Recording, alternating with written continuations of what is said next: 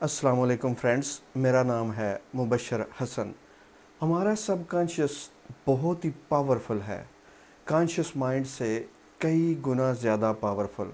हमारे एक्शंस, हमारे रिएक्शंस और बहुत ज़्यादा हद तक जो कुछ हमारे साथ होता है उसमें हमारे सबकॉन्शियस माइंड का बहुत ज़्यादा रोल होता है।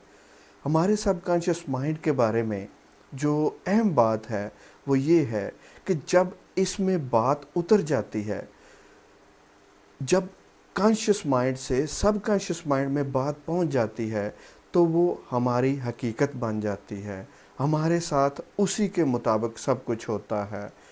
अब सबकॉन्शियस माइंड को इस बात का पता नहीं होता कि ये बात सच्ची है या झूठी है, ये बात हमारे लिए एम्पावरिंग है या डिसएम्पावरिंग है, हमें ताकत देगी या हमारी ताकत छीन लेगी।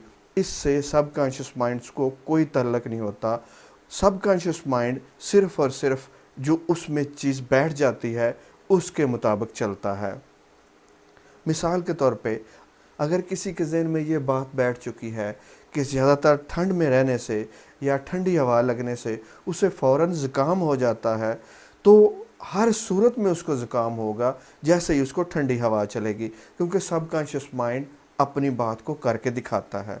इसी तरीके से अगर किसी के माइंड में ये है कि मैं ये चीज़ खाऊंगा तो मेरे साथ वो हो जाएगा, इस तरह की कोई भी अगर आपके सबकॉन्शियस माइंड में हकीकत मौजूद है तो जब भी आप वो खाएंगे तो बाकी लोगों को चाहे वो ना हो, वो रिएक्शन दूसरों को ना होता हो, लेकिन आपको हर सूरत में होगा।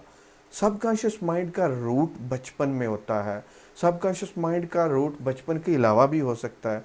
बाज़ औक़ात ऐसा होता है कि हमारे पेरेंट्स ऐसी बातें करते रहते हैं जो बड़ी ही डिसएम्पावरिंग होती हैं, ताकत छीनने वाली होती हैं कि ये करने से ये हो जाता है, वो खाने से ये हो जाता है, ठंडक में रहने से, जैसे मैंने पहले ज़ुकाम वाली बात की, हो सकता है ये हमने अपने पेरेंट्स से सीखी हो।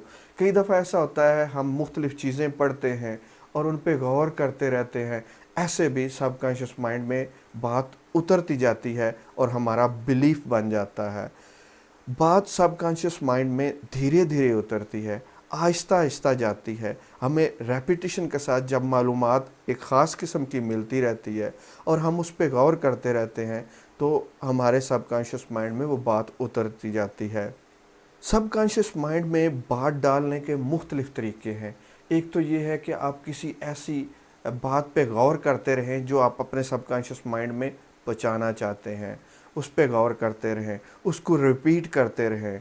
दूसरी बात ये है कि विजुअलाइज़ करें, मेडिटेट करें या फिर आप अफ़र्मेशंस को यूज़ करें। ये मुख्तलिफ़ टेक्निक्स हैं जिन पे काम करके हम अपनी बात को, अपने एम्पावरिंग बिलीफ्स को, अपने काम में आने वाले, ताकत देने वाले बिलीफ्स को सबकॉन्शियस माइंड में डाल सकते हैं और वहाँ पे जो डिसएम्पावरिंग बिलीफ्स हैं, जो हमारे ख़िलाफ़ काम करते हैं, जो हमारे लिए अच्छे नहीं हैं, उनको हम वहाँ से निकाल सकते हैं, ब्रेक कर सकते हैं। Thank you for watching this video.